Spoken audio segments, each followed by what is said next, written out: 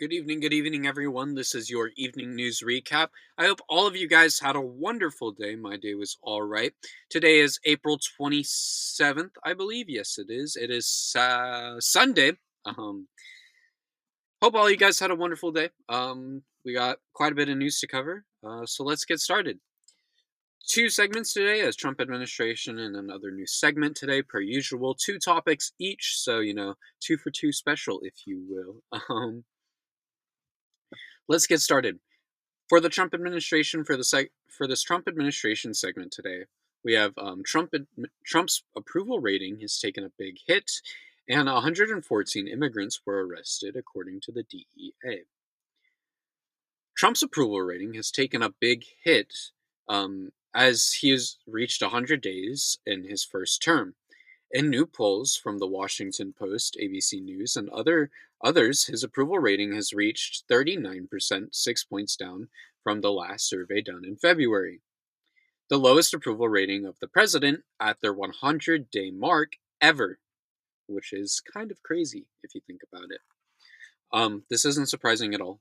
Trump is failing over and over and over again and ruining multiple things that protect Americans' rights and, defends them through all sorts of things. He should have never been voted in, truly. We're seeing that across the country where people back down and are disagreeing with Trump because he's failing across the board. And he's not succeeding as the leader of the United States should be because he's not a good person and he only works within what's for himself and not within what's within for, the American people. Moving on. 114 immigrants have been arrested, according to the DEA.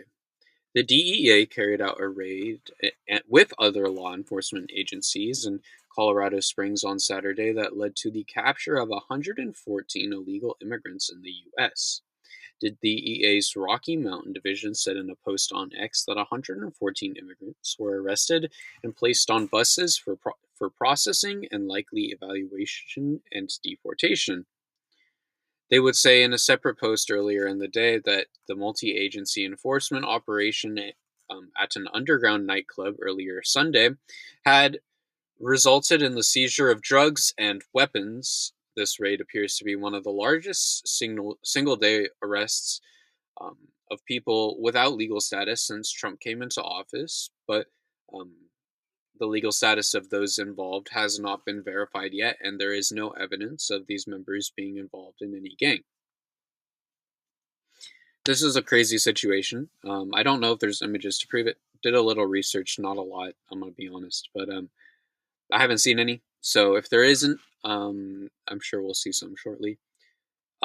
If they are gang members distributing drugs from another country, they probably should be deported. I'm not going to say that this is a bad thing if that is so, because we don't need people, distributing drugs in the United States. I'm not going to say that they should go to an El Salvador death camp, though. That's definitely something else. But if they are also, on the off chance they are American citizens, because their legal status has not been confirmed, they shouldn't be deported, and they shouldn't have been, put into these buses to be processed and deported because they're American citizens and they should be in American prisons. And I don't think there's really anything wrong with saying that because obviously we don't need people distributing drugs on our streets. I know it's rough, but people don't need to be dying. Moving on to the other news segment.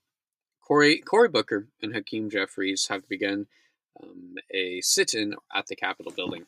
This is now finished by now, but they had a sit-in today at the Capitol building. Senator Cory Booker and House Democratic leader Hakeem Jeffries launched a live streaming appeal at the steps of the U.S. Capitol on Sunday morning to warn what they call a reckless, immoral Republican budget proposal. Starting at 6 a.m. EST, lawmakers addressed viewers about all issues within the Trump administration, including the budget, Pete Hegseth, RFK Jr., and many more. Booker said in a statement, Republican leaders have made it clear their intention to use the coming weeks to advance a reckless budget scheme to President Trump's desk that seeks to gut Medicaid, food assistance, and basic needs programs that help people, all to give tax breaks to billionaires. Given what's at stake, these could be some of the most consequential weeks for seniors, kids, and families and generations. Congress will take up the 2026 budget proposal when they return to session Monday after a 2 week recess. This is great news. They only need 4 Republicans to vote against this budget to get it done, and they could do so very easily. Cory Booker is a smart man, a great politician, and truly a leader of the people, as we've seen throughout the past few months. The messages on his live stream were great, and if you didn't see it, I don't know if you're able to go back and watch it, but I know Cory Booker did post a few clips on his TikTok, so I do recommend you go watch those, or at least, because I quite enjoyed the messages on this live stream. I do one day have a feeling that Cory Booker might be president, especially with what we've seen in these past few months. I think, he's done a lot to build up his image, and I think if we're looking for a prominent Democrat leader, I think he is likely one of those. Granted, I would prefer if a Democrat didn't run. I would prefer if it was maybe a member of the DSA, maybe a more leftist ideology person, but I wouldn't be too mad if Cory Booker ended up becoming, the president of the United States.